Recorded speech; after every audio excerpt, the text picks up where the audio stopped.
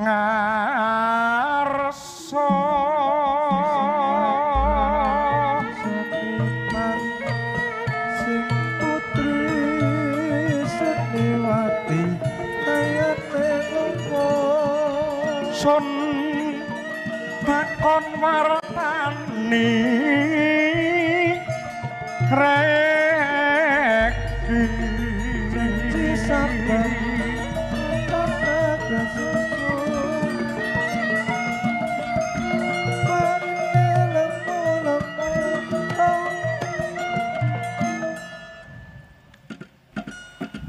Kakang Mangku Bumi monggo tak aturi paring wangsulan Kakang. kepareng muju atur lepat tun ageng paksa Sinuwun. Iya.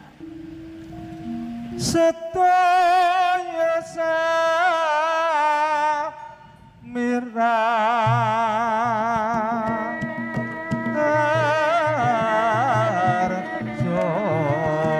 Berbagai sewu lamun kaya mangkono Kakang.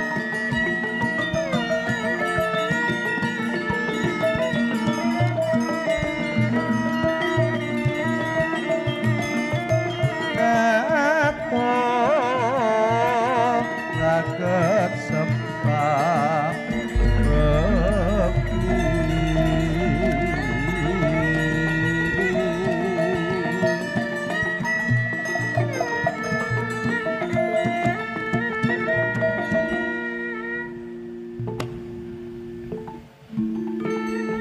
Anak Mas Raden Said ndak aturi. Ijih istaken dawuh. Kepareng matur Gusti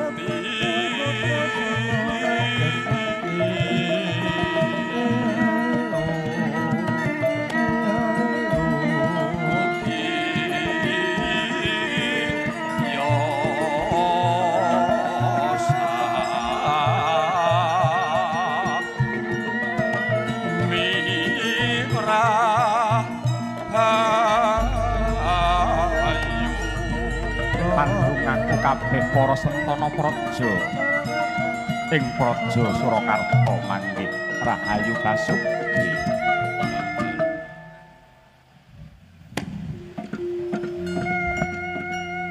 Rangga Panambang.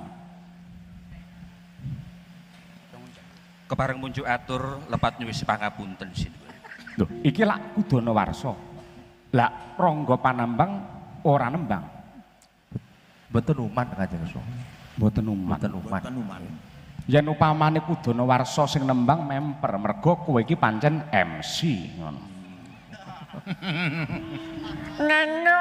Di ngono wingi anggo. Santai, santai. Kepareng munjuk atur lepat nyuwun pangapunten Sinuwun. Mara kage matura. Nayaka kyasa Tuli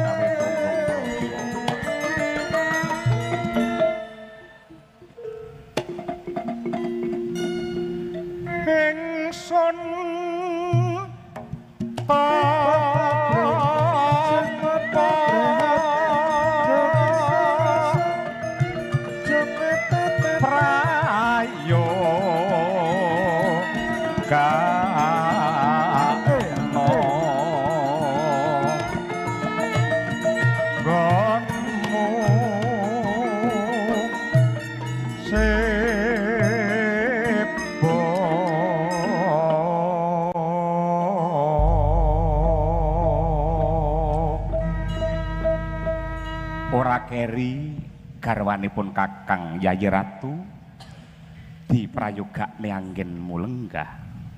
Sendika dawuh Kang Mas, Sungkem dalem pangapunten kula dhateng panjenengan Kang Mas. Ndak tampa gawe bombonge rasa ing atase garwane Narendra mergo uripe tentrem mula awakmu gedene nganti semene.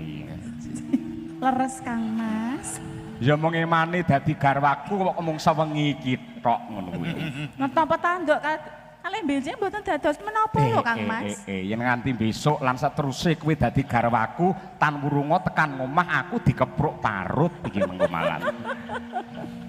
Diprayogakne ya Yai. Nggih Kang Mas matur sembah nuwun. Kabeh para sentananing praja ing kraton Surakarta Inggih dawuh. Nggih sinuwun. apa to darunane Ripalungguhan iki jeneng sira ndak piji ndak timbali ana ing pisowanan iki yektine ana bab wigati ingkang bakal ndak babar Ngaten sinuwun. sanadyan kaya ngapa lan kepiye jinejer mongko dadi sentananing praja kuwi duwe tanggung jawab sing ora enteng tumrap mulya rekoso bungah susah abang ijo butek bening tumrap para kawula ing laladan Surakarta. Mula kang mangkono Ripalungguhan iki siji mbaka siji aku mundhut katrangan kepiye wartane para kawula ing wewengkon praja Surakarta kawiwitan saka Kakang Mangkubumi. Kepareng munjuk atur lepat yun agung paksama sinuwun. Maragake matura Kakang. Yaktinipun dinten sakmangke wonten ing praja Surakarta kahananipun kirang sae sinuwun awit menapa panjriting para kawula ingkang dinten samangke boten ngraosaken katentreman injih awit kathah sanget bebaya ingkang dumados wonten ing sak margi-margi bebasan para kawula kemawon ajeng tindak medal saking griya kemawon sami ajrih jalaran kathah sanget kedadosan begal kecu ingkang dumados wonten ing laladan Surakarta injih karana para kawula ingkang nandhang sangsaya kekirangan sandang lan pangan sinuwun. Iya, ndak tampa aturira Kakang Mangkubumi. Nggih. Sabanjure anak Mas Raden Said kepiye magepokan kelawan kahanane para kawula. Matura ingkang tetela. Punten dalem sewu sinuwun. Estunipun awrat anggen kula badhe matur. Ewuh kaya ing pambudi menawi ta ningali dhateng kawontenanipun nagari Surakarta. Anjih. Wedal menika kathah para kawula ingkang nandhang kecingkrangan. Malah kepara saperangan. Nayaka Santana negari Surakarta menika sami sekuton kalian Walandi. Sami sekuton kalian Walanda lajeng anggenipun maringi upeti saha pajek menika sak langkung inggil mila kathah laladan. Wewengkon ingkang sami unjuk rasa dhateng negari Surakarta menika namung bot-botipun badhe ngetingalaken sepinten anggenipun negari Surakarta menika menggalihaken dhateng para kawula ing negari Surakarta. Kanthi menika sinuwun keparenga paduka ngisimun nimbang perkawis menika sampun ngantos unjuk rasa ingkang wonten negari Surakarta menika lajeng ndodro ingkang tundhanipun damel ringkihipun praja Surakarta sinuwun. Menika atur kula sinuwun. Iya. Banget panarimaning sun yektine kabeh aturira dadi panglimbanging rasa Raden Said. Mekaten injih.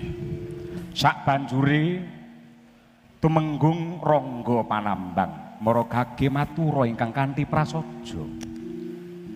Munjuk atur sinuwun. Mbok bilih wonten keparengipun Rangga Panambang badhe ngaturaken pawartos ingkang lumampah wonten itu menggungan. Wiwit saking pundi kemawon ingkang limrah.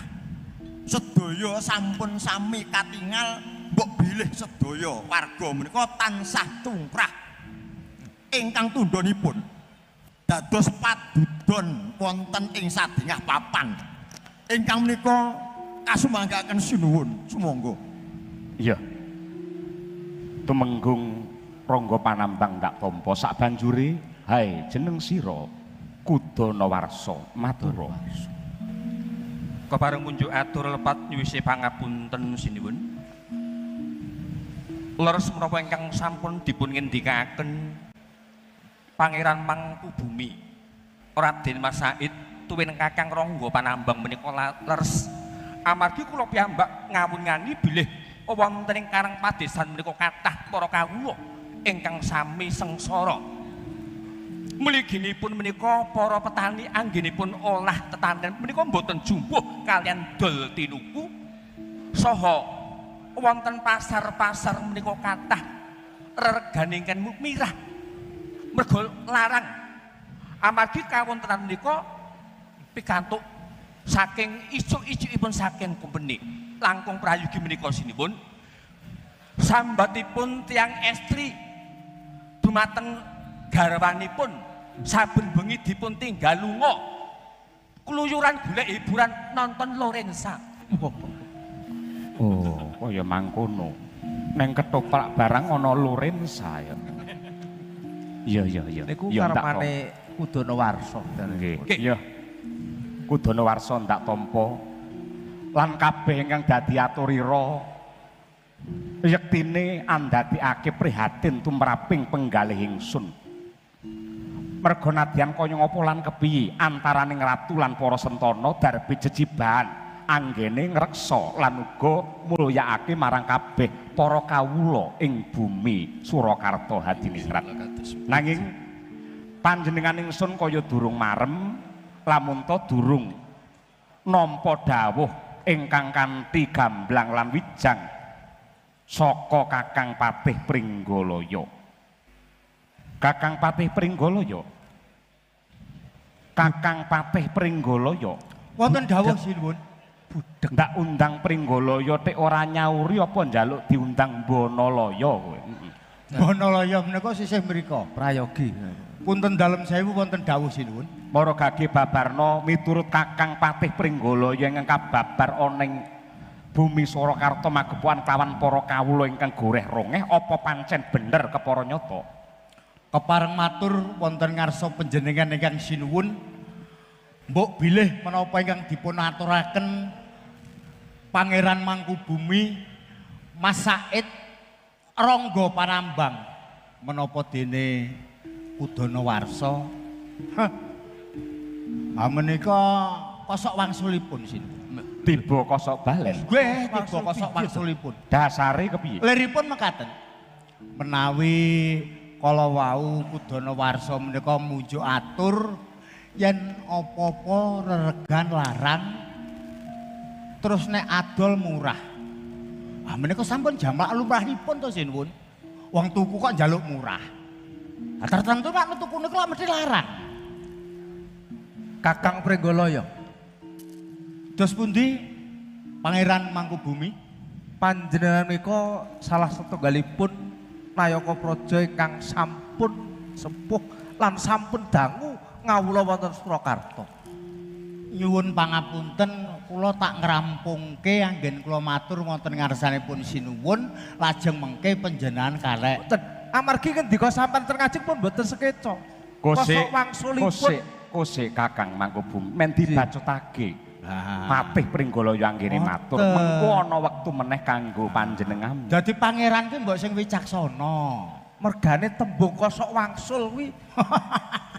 Kene wong papat mosok wong siji. Menawi Kudanawarsa kala wau matur wonten ngarsanipun ingkang sinuwun apa-apa reregan larang tumunten Rangga Panambang menika ugi matur nek nom-nomane wis padha kepikut kepilut karo omongane Walanda. Lajeng VOC. Nggih, lajeng Mas Said ugi ngendika mekaten, aturipun wonten ngarsa panjenengan. Ingkang wekasan Pangeran Mangkubumi kala wau lak ya mung golek apike dhewe to. Gosek yen antarane kabeh para sentana praja ing Surakarta mung bantah dredah pecah. Banjur negara iki tentreme besok kapan? Amargi ngeten sinuwun. Menawi kula dan Mas Said Rangga Panambang kalian Kudonawarsa menika estu nindakaken dawuh paduka kawula sonjo dhateng para kawula mangertosi sambatipun para kawula kawonten para kawula. Pringgala menika mboten namung nenggo laporanipun para menika. Leres sinuwun. Lah, Ngendikanipun Pangeran Mangkubumi menika leres amargi kula minangka katemunggungan dados asesanja wonten dusun-dusun menika tanggil jawab kula. Kathah para sedulur sami udur. Para kanca sami nggodha. Para kawula sami nelangsa. Ha menika kasunyatanipun wonten pakarang padesan menika nggih kawonten mekaten menika. Paman Patih menika Dara. Punten dalem sewu sinuwun. Kepiye Kakang Patih? Sak yektosipun kula menika menawi mandhap wonten ing Karang Pradesan, Kasunyatane kepiye? menika kula niku wegah dingerteni para nayaka praja liyane kok. Awit nek dipun ngertosi kalih nara praja liyane ora wurung lak disubya-subya. Darane Patih golek rai. Namung kula mboten sinuwun. Kula niku sing kula lampahi ha menika kados Mas Rober kok. Sing nduk karepake Ah bupatine Karanganyar nek sonjo lah ora ngerteni piyayi warga liyane. Ha niku kula tulat. Mulane nun sewu menika. Pringgala ya. Panjenengan tindak dateng sonjo menika mung turut warung ing teman boten nampi punapa ing dados panjriting para kawula. Jen niku kleru. Nek ngarani wong saba warung kuwi elek kuwi kleru. Mboten napa? Mboten nawon. Namung panjenengan sing Awit awet. menapa? Sedaya informasi menika makempalipun wonten mriku. Kula ngertos. Namung panjenengan niku nek turut warung nggih namung dadu. Ha niku sambene. Kusik Kakang, kusik. Iki mengko ora bakal ana rampunge. Banjur mungguhe Kakang Patih Pringgalaya supaya bumi Surakarta iki bisa tentrem ora tintrim, para kawula ora rekoso ning manggih mulya, apa sing kudu ditindakake? Menawi panjenengan kersa ndhahar atur kula, menawi panjenengan kersa ndhahar ature Patih Pringgalaya Sengkuni menika ing tembe mboten namung panjenengan sinuwun, nanging sedaya nayaka sedaya warga Surakarta Hadiningrat menika badhe manggi kamulyan tentrem ayem mboten wonten alangan setunggal menapa pramila. Caranipun panjenengan nyawiji kalian Walanda piye lajeng makarya sesarengan kelan VOC sinuwun. Pringgala Piye? aja banjur kowe sak penakmu anggonmu ngomong ngene pasewakan iki. Kasunyatane ngono kok. Kasunyatane ngono. Kowe ngerti? Para kawula sengsara merga Walanda. Lah kok panjenengan Kanjeng Sinuwun mbajak Kowe lak mung panampamu. Nanging bukti nyatane piye? buktine kaya sing tak lakoni kaya sing tak alami yen aku nyawiji karo Walanda makarya bebarengan karo VOC. Paman Patih. Paman Patih. Paman Patih Pringgalaya. Wargaku kepenak Panjenengan menika dados panutan nggih, dados panutan. Panjenengan menika dados kamulyan menika ansik-ansik kasesarane wonten praja ora wonten ing sah Surakarta menika. karo Pripun menika? nesu. Pringgalaya, Ora sah karo nesu. Pringgalaya. Tapi nek nesu cepet tuwek. gunakno pikirmu kang wening. Pringgalaya, Tak jabel basaku jabelen Pangeran Mangkubumi. piye? Terus karepmu kepiye? Kowe golek kamukten, golek kesenengan Ancek-ancek kasangsaran para kawula. Rumah Apa kuwi sipating satriya? Ngatos Boten satu, satus. Cuk. Cukup. Dados pundi menika? Parah Prenggala ya. Golek perkara ora Ingsun Narendra ing Surakarta. Ingkang bakal netepake sakabeh. Kanjeng Sinuwun. Sawise ingsun ngengeti nimbangi satemah ripalungguhan iki mutusi ora ana dalan kang kudu tinempuh kanggo srana mulyane para kawula ing Surakarta ya mung manunggal lan tetunggalan kelawan bangsa Walanda. Lah, ngaten Ora menika banjur aku ingkang nyengkuyung wicaksana kelawan Patih Pringgala ya ora. Bojoipun Prenggala. Ning iki titahing ratu. Panambang. Sapa wae sing ora gelem nyawiji kelawan Walanda rungokne. padha karo merong kampuh jingga wani karo panguwasaning ratu lan bisa ninggalake pasewakan ing kraton Surakarta kene. Mungkin ora paman. Leres Sinuwun. Prenggala ya Prenggala kepalat. Prenggala kepalat. Minggat. Minggat. Minggat.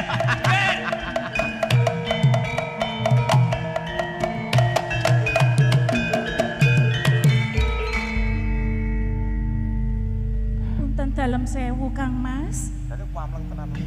Panjenengan kula aturi ingkang sareh nggih Kang Mas. Sareh. Sareh Kang Mas. Monggo. Panjenengan kula dherekaken lenggah rumiyin Kang Mas. Sareh. Kapan jagat Surakarta ki tentrem yen kabeh para sentana mung dedrek kaya mengkono. Monggo lenggah rumiyin Kang Mas.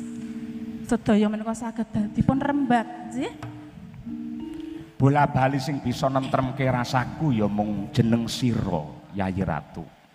Saben-saben panjenengan ingsun muntap sing ngemutake sliramu yen aku atiku panas, sira kang bisa ngedem-edem, upamane aku ora ana greget sing bisa nggugah gregetku ya mung jeneng sira, upamane nganti aku kebacut sare sing bisa nangekake ya mung kowe wong ayu. Nah, Napa pengen sare sak menika Kang Mas? Oh. Pengen sare sak menika napa dos pundi Isih kersane? akeh pakaryan sing kudu ndak lah nek tindak. jenengan sare sak menika lah terus kula kenapa? Angge mbok menawi Kang Mas menika Pangapunten Sinuwun.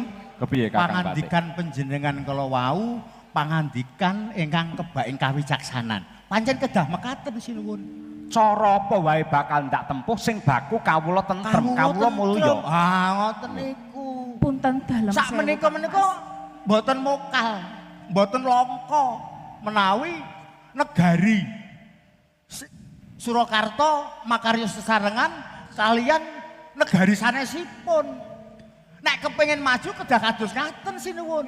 Dadi ora mung wah. Kawula sing deku-deku, kawula sing golek rai ngapurancang nuninggih. Menika mboten trep wonten Surakarta Iya, Sinuwun, pangapunten Sinuwun. Iya, Punten Kak. dalem sewu Kang Mas. Yayi Ratu kepiye? Sedaya menika wau menapa saestu sampun panjenengan penggalih Kang Mas. Kula menika kok raosipun niku mboten sekeca nggih Kang Mas. Kula niku raos mboten sekeca. Ngeten lho Kang Mas. Mbok menawi sak mangke dados pasulayan menika ingkang kula kuwatosaken Kang Mas.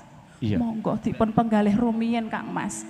Wes ndak limbang-limbang nganti genep nalarku, ndak pitung nganti jangkep pikirku, ya mung tetunggalan kelawan Walanda sing kudu ditindakake ngaten, jumbuh Sinuwun. kelawan pangandikane Kakang Patih Pringgala ya. Menawi ngaten kula namung derek Kang Mas. Mangkono Yayi. Nggih Kang Ya Mas. banget panarimaku.